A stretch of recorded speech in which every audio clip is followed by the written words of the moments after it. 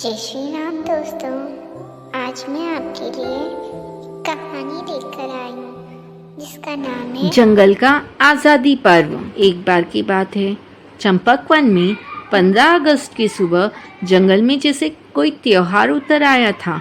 छोटे छोटे जानवर के बच्चे फुदकते हुए तैयारी कर रहे थे।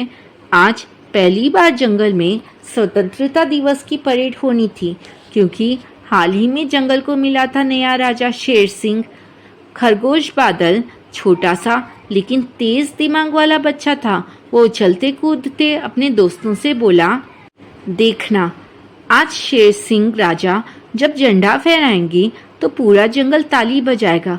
तभी वहाँ लोमड़ी लीना वहाँ आ पहुंची और मुस्कुराते हुए कही, हाँ, लेकिन कुछ तो गड़बड़ है। मैंने 2 गीदड़ों को चुपचाप फुसफुसाते सुना।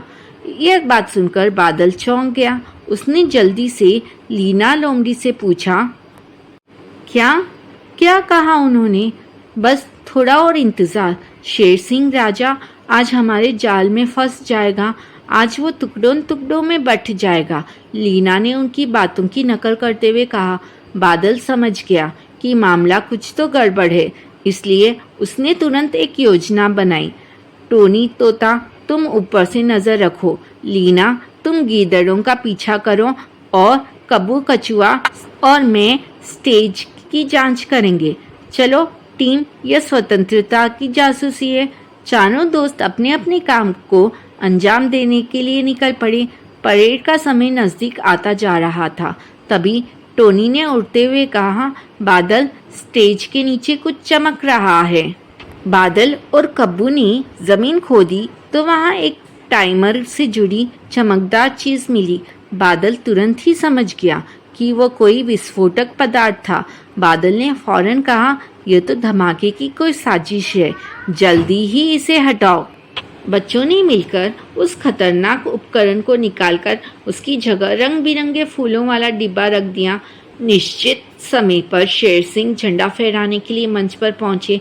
जैसे ही उन्होंने झंडे की डोरी खींची, डिब्बा फूटा और फूलों की बारिश होने लगी। पूरे जंगल में खुशी की लहर दौड़ गई। तभी टोनी ने अपने स्पीकर से गीदड़ों की रिकॉर्डिंग सबको सुनाई। शेर सिंह को हटाना और उसके शरीर के टुकड़े टुकड़े करना ही हमारा लक्ष्य है। भीड़ ने सारी रिकॉर्डिंग सुनी तो वो चिल्ला उठी, देशद्रोही गीदड़ों को पकड़ो। तुरंत ही दोनों देशद्रोही गीदड़ों को पकड़ लिया गया। पता चला कि वे दोनों पड़ोसी जंगल के रहने वाले थे और शेर सिंह की हत्या कर इस जंगल में अराजकता फैलाने का उनका प्लान था। लेकिन बादल की सूझबूझ और होशियारी से उनका यह प्लान चौपट हो गया। शेर सिंह मुस्कुराकर बोले, आज एक छोटे खरगोश की होशियारी ने पूरे जंगल की शान बचा ली। बादल ने हाथ जोड़े और बोला, राजा जी, ये तो मेरा कर्तव्य था, क्योंकि देशभक्ति उम्र नहीं देखती, सिर्फ इरादा देखती है। दोस्तों, इस कहानी से हमें कई महत्वपूर्ण सबक मिलते हैं।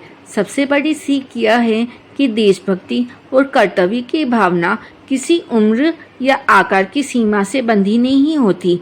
खरगोश बादल, जो एक छोटा सा जानवर था, उसने अपनी होशियारी और साहस से पूरे जंगल को एक बड़ी साजिश से बचाया, जो इस बात को दर्शाता है कि सही इरादे और मेहनत के साथ कोई भी चुनौती को पार कर सकता है।